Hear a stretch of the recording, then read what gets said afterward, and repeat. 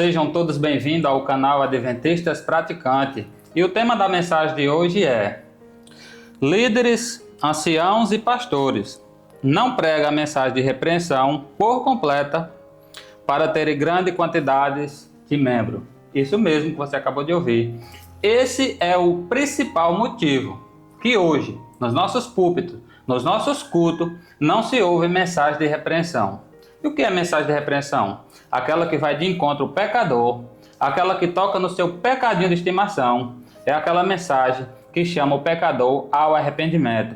É aquela mensagem que aproxima o pecador de Cristo e que faz ele entender que errar pode até ser humano, mas que não deve permanecer no erro, porque Cristo está disponível para libertar e o chama para a santificação na sua palavra, na sua presença, para que assim possamos ser luzes para o mundo.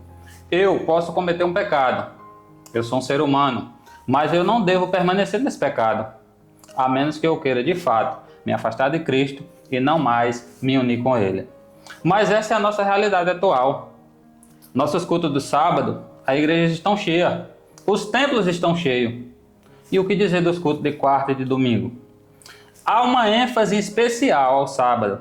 Sabemos que é um mandamento, sabemos que isso é bíblico. De fato, devemos ir à casa do Senhor, devemos congregarmos juntos, devemos adorar o Senhor, principalmente no seu santo dia. Mas também a quarta-feira e o domingo são dias de culto. Não se ouve, não se vê tanta importância ou atenção nos cultos relacionados à quarta e nem ao domingo. Por quê? No sábado é diferente. A nossa liderança, ela tem dado assim uma ênfase especial, voltada mais à questão do sábado. Os templos estão cheios, todos embelezados, bonitinho, ornamentado, decorado para o departamento X, e assim as pessoas entram e saem vazia, da forma que chegou, porque elas até pensam que está indo para a casa de Deus adorar a Deus. Mas quando chega lá, não é isso que se vê.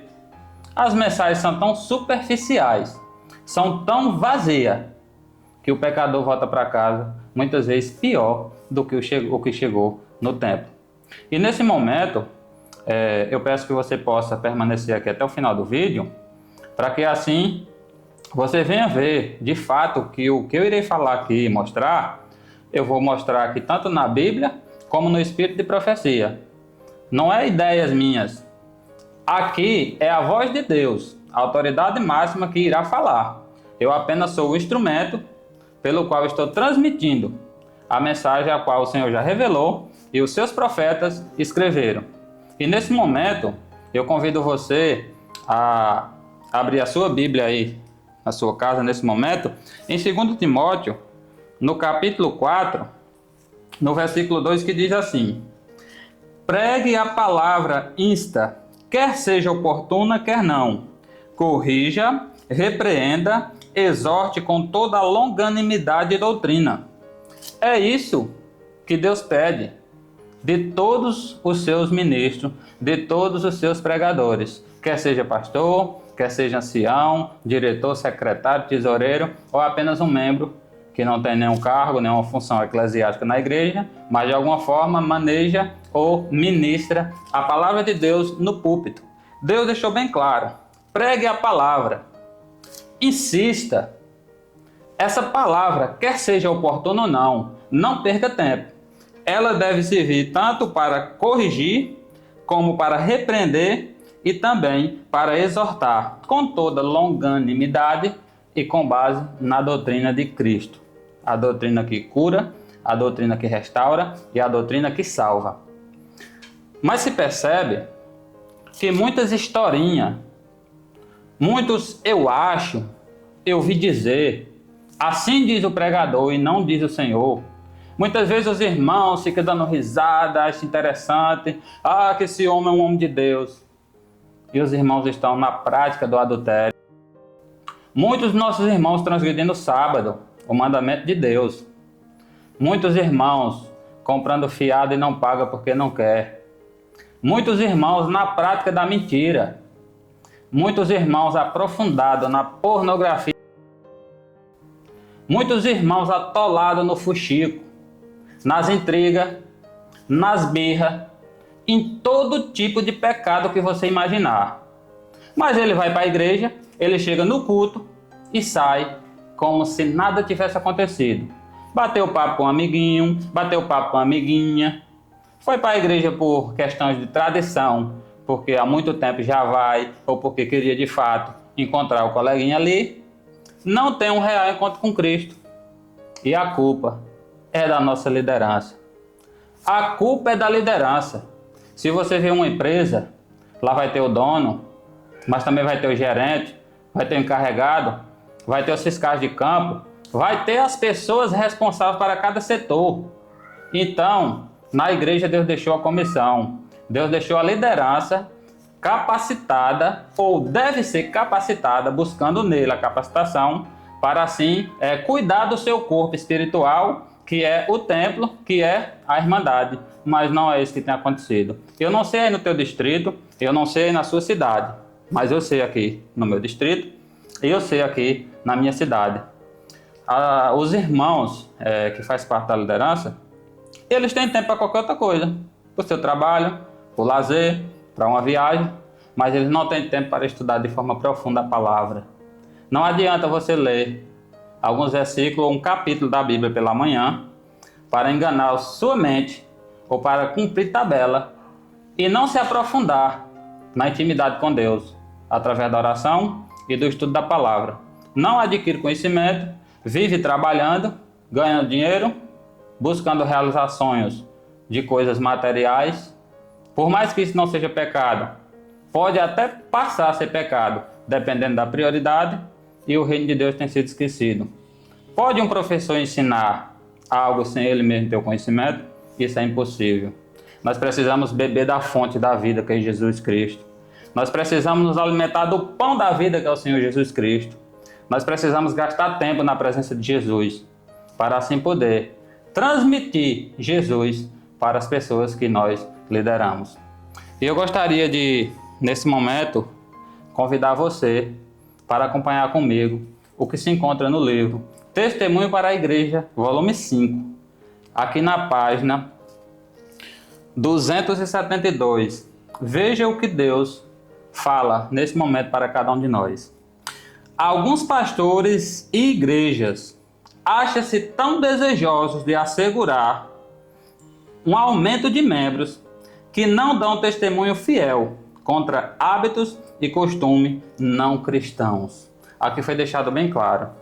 Tanto alguns pastores, não vamos aqui generalizar, por sinal, Deus não permitiu a profeta generalizar. Ela falou alguns pastores. Então existe, de fato, alguns pastores, como também igrejas, aplicando a liderança, os líderes, inclusive também os anciões, que são os cabeças, são os pastores local. Eles estão com tanto desejo de manter a igreja cheia, que eles não pregam a verdade completa da palavra de Deus. E você vai ver ao longo dessa mensagem o motivo principal que eles não estão fazendo isso. Então, alguns pastores e igreja acham-se tão desejosos de assegurar um aumento de membro que não dão testemunho fiel contra hábitos e costumes não cristãos. Hábitos e costumes não cristãos. Nós temos a questão da modéstia cristã. Isso se aplica muito à questão do vestuário. Nós temos também o princípio da reforma de saúde, que diz respeito também muito à questão da alimentação. E hoje, no nosso meio, os irmãos sobem e descem com camiseta regata, as irmãs com shortinhos curtinhos, com o tal do cropped, barriga de fora, blusa de manguinha, e simplesmente elas não são repreendidas. E quando é no sábado, estão no altar do Senhor, com o microfone, cantando, fazendo serviço de canto, louvor especial, muitas vezes pregando, fazendo qualquer outro tipo de atividade ali. De quem é a culpa? Dos líderes que permitem. Eles sabem o que elas fazem e o que os irmãos fazem também, durante os dias da semana. Mas simplesmente, para eles, ali é uma mulher de Deus, ali é um homem de Deus. O mundo entrou de uma forma tão profunda na igreja, que parece ser normal o que está acontecendo. Irmãs de batom, maquiagem, unhas pintadas, entendeu? Cabelo, tanto os homens como as mulheres cortado de todo jeito, pintado, e ninguém diz nada. Muitas vezes, a mulher do pastor faz, eu também faço. E os anciões perdem o moral, porque suas esposas e suas filhas também fazem o mesmo. E aí, o que é que os irmãos fazem? Se eles fazem, eu também posso fazer. Infelizmente, a nossa liderança tem se apostatado tanto, tem se afastado tanto de Deus, que não se vê mais Deus na vida delas. Pessoas da comunidade afirmam: eu não vou para essa igreja porque eu não vejo Deus na vida dos membros. E aí começa as picuinhas, começa a descobrir-se os podres da Irmandade.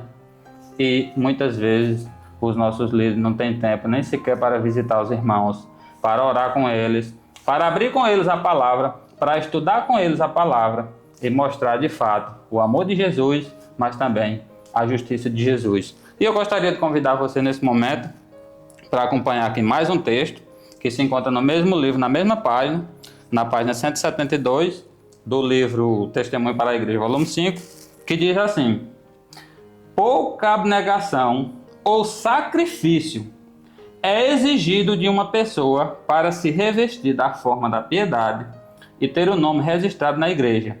Daí, muitos se unem à igreja sem primeiro se haverem unido a Cristo, e nisso Satanás triunfa. Ou seja, sabe aquela pessoa que talvez frequentou ali 15 ou 20 noites do Evangelismo Caleb, que se acontece todo ano no mês de janeiro? Isso mesmo.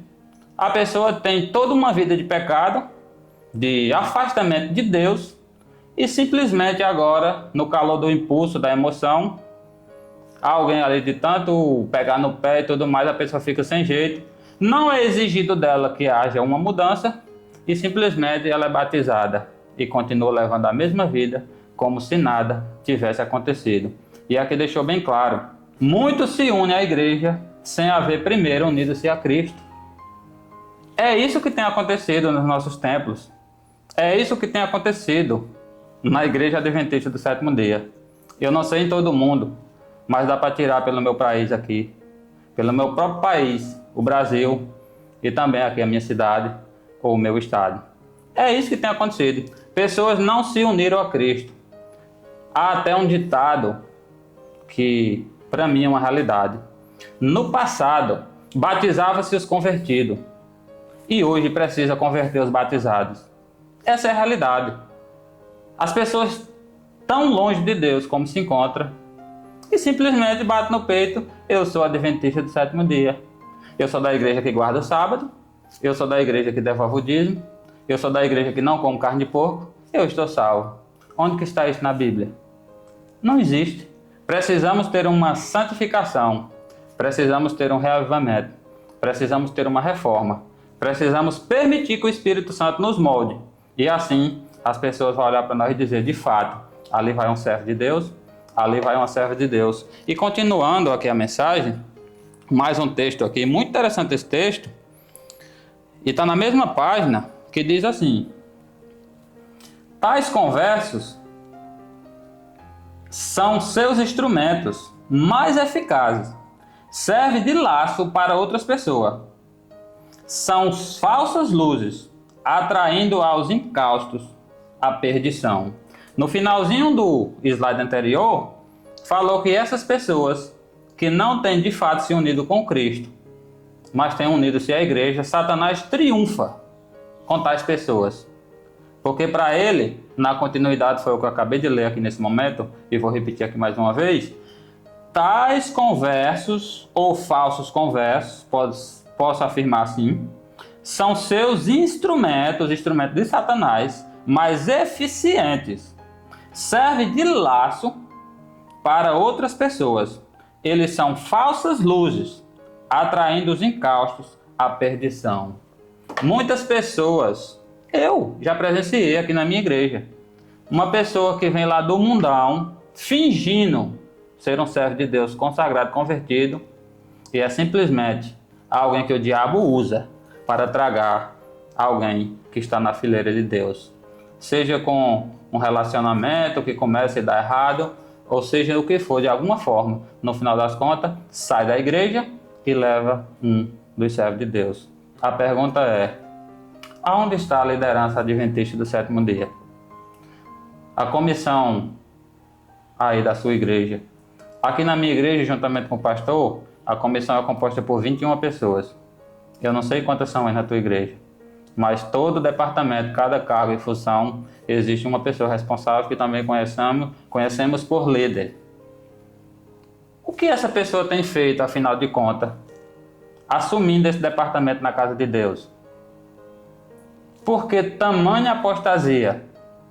Se nós temos a Bíblia como única regra de fé e prática, contendo toda a fonte de doutrina, e pautado na própria Bíblia Sagrada, se encaixando em todos os requisitos bíblicos para um profeta verdadeiro, cremos no chamado de Deus para Ellen Goldwhite, a qual escreveu 100.000 páginas na mão, tantos livros inspirados, com tantos textos inspiradores, que restaura e transforma qualquer vida.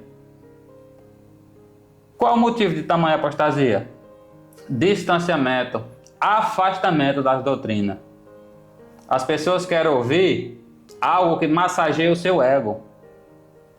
Mensagens superficiais, que não têm vida. Que o pecador não é chamado ao arrependimento. E simplesmente esse pregador é louvável. Esse pregador é exaltado. Esse pregador é um homem de Deus. É uma mulher de Deus. Ai, que glória, que aleluia. Só que não. É porque não mexeu na feridinha. Não tocou no pecadinho de estimação. E por causa disso, é aplaudido o pregador. Toca na ferida dos irmãos. Prega sobre adultério. Prega sobre pornografia. Prega sobre masturbação. Prega sobre roubo. Sobre mentira. Prega sobre as picuinhas, as panelinhas, as intrigas. Que aí você vai ver os irmãos te perseguir. Mas seja um homem de Deus, seja uma mulher de Deus, seja uma pessoa de fé e de coragem, que não teme chamar o pecado pelo nome exato. Foi para isso que o Senhor me chamou, foi para isso que o Senhor te chamou. Que não sejamos covardes e negligenciar o chamado de Deus para a nossa vida. Nós estamos aqui para ser a voz do terceiro Elias. O primeiro Elias foi o profeta Elias. E o segundo Elias, o próprio Jesus deixou bem claro, foi João Batista. Eles tinham a mesma força, poder e autoridade, porque o Espírito Santo de Deus possuía os dois. E eles não temeram a própria morte. Eles repreenderam reis e rainhas. Eles mostraram na palavra, se você continua no pecado, se você continua na prática do pecado, se você não quer se arrepender, se você não permite que Deus mude a sua vida, pode esquecer o céu.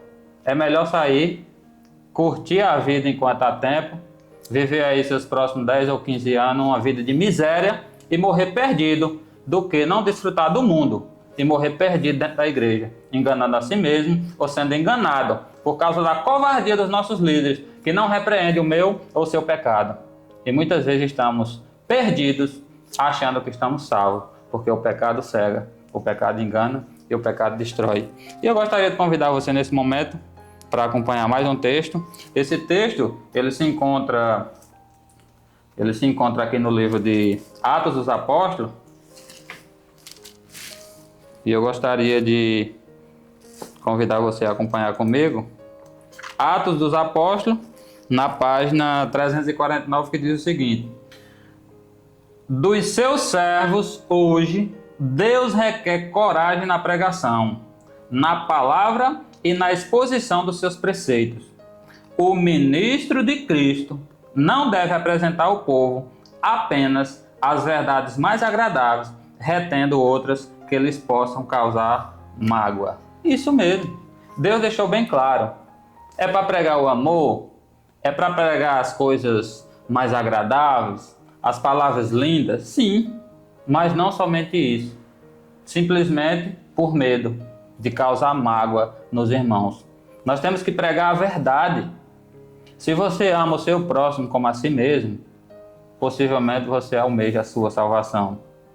Você que é pastor, ou você que é ancião, você que é tesoureiro, secretário ou talvez presidente da Igreja Adventista do Sétimo Dia que nesse momento me ouve, como pode você afirmar amar seu irmão e você, com toda a fonte de doutrina e tanto conhecimento na palma da sua mão, está deixando os nossos irmãos perecer?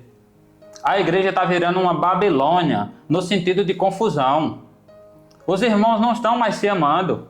Os irmãos estão vivendo panelinhas, grupinhos, se odiando, se bloqueando nas redes sociais, fingindo com um sorriso falso receber o irmão com cortesia na recepção. E quando o irmão passa, começa a chicotear, falar mal pelas costas. E aí, com pouco alguém ouviu, já vai falar pro irmão e gerando uma bagunça atrás de bagunça.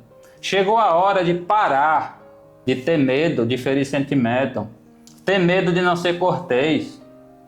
Não permita que a tua ovelha continue perecendo por falta de conhecimento. Não deixe mais os irmãos permanecerem em apostasia. Abre o pão da vida, Jesus Cristo, para elas. Leva a água da vida, leva Jesus até essas pessoas.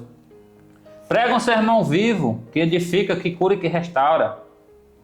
Mostra com amor, e até mesmo o amor de Jesus, mas também mostra o juízo e a justiça dele, porque todos precisam conhecer. Continuando, mais um texto aqui, do mesmo livro, Testemunho para a Igreja, volume 5, na página 172, isso mesmo, Testemunho para a Igreja, volume 5, na página 172, que diz assim: é em vão que o homem procura tornar o caminho cristão amplo e aprazível para os mundanos. Deus não suavizou ou fez mais largo o caminho áspero e estreito. Se quisermos entrar na vida, cumpre-nos seguir o mesmo trilho, palmilhado por Jesus e os discípulos, o trilho da humildade, da abnegação e do sacrifício. Veja que interessante, a primeira parte do texto deixou bem claro. É em vão que os homens, os pregadores, os pastores, os anciões, eu ou qualquer pregador, procure tornar o caminho cristão amplo e aprazível para os mundanos. Venha como estás, Jesus te ama, oh que glória, aleluia, mais uma ovelha para o rebanho de Cristo. E simplesmente é falado aquelas palavrinhas bonitas e agradáveis, e aquela pessoa vem como está e permanece, porque não tiveram de fato um encontro com Cristo. E aqui deixou bem claro, se esse caminho não foi estreitado por próprio Jesus aqui na terra, se esse caminho não foi estreitado para os discípulos e para os profetas, por que tem que ser estreitado para mim hoje e para você? Nós precisamos andar nas pegadas de Jesus, nós precisamos viver Jesus, nós precisamos ser Jesus na vida do nosso semelhante. Nós precisamos deixar de ser covarde. Os irmãos em apostasia, afastando dos princípios, das doutrinas de Cristo. E as pessoas que são chamadas para ministrar a palavra de Deus, muitas vezes têm sido covardes em não pregar as verdades por completo, massageando o ego das pessoas. E simplesmente o pecador continua todo dia na mesmice e achando que está salvo, porque faz parte da instituição que guarda o sábado e que devolve o dízimo e que não come carne de porco. Infelizmente, essa é a realidade atual da nossa igreja, Igreja Adventista do Sétimo Dia. E para finalizar essa mensagem, nesse momento, eu convido você a abrir comigo aí a sua Bíblia. Eu vou abrir aqui a minha Bíblia, você possa estar abrindo a sua aí nesse momento. E eu gostaria de ler Mateus capítulo 16, o versículo 24, que diz assim: então disse Jesus a seus discípulos: se alguém quer vir após mim, a si mesmo se negue, toma a sua cruz e siga-me. Então disse Jesus a seus discípulos: você é um discípulo de Cristo? Você é um seguidor de Cristo? Se alguém quiser vir após mim, disse Jesus, a si mesmo se negue, toma a sua cruz e siga-me. Muitas vezes você sente desejo de viver como antes do seu batismo, como antes de você afirmar ser um cristão. Às vezes você quer vestir uma roupa que não agrada a Deus, mas agora você nega a si mesmo, toma a sua cruz, renuncia àquela vontade que você está tendo por amar a Cristo. Às vezes, o seu desejo é de comer algo que desagrada a Deus, pelo seu corpo ser o templo do Espírito Santo. Por mais delicioso que seja aquele alimento, você irá renunciá-lo, irá clamar a Deus por misericórdia, pedindo a vitória sobre aquela tentação, porque você ama Jesus.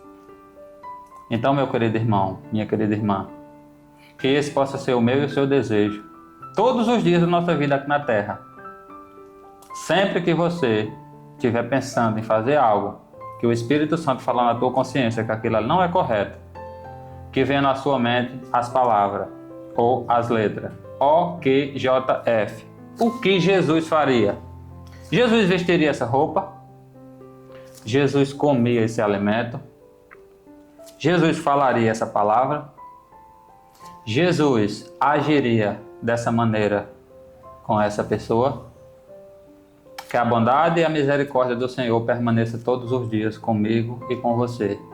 E que o desejo sincero e ardente do nosso coração seja dedicar o máximo possível do nosso tempo para estar na presença do Senhor, para estar diante dos céus. E que os céus se façam presentes na nossa vida.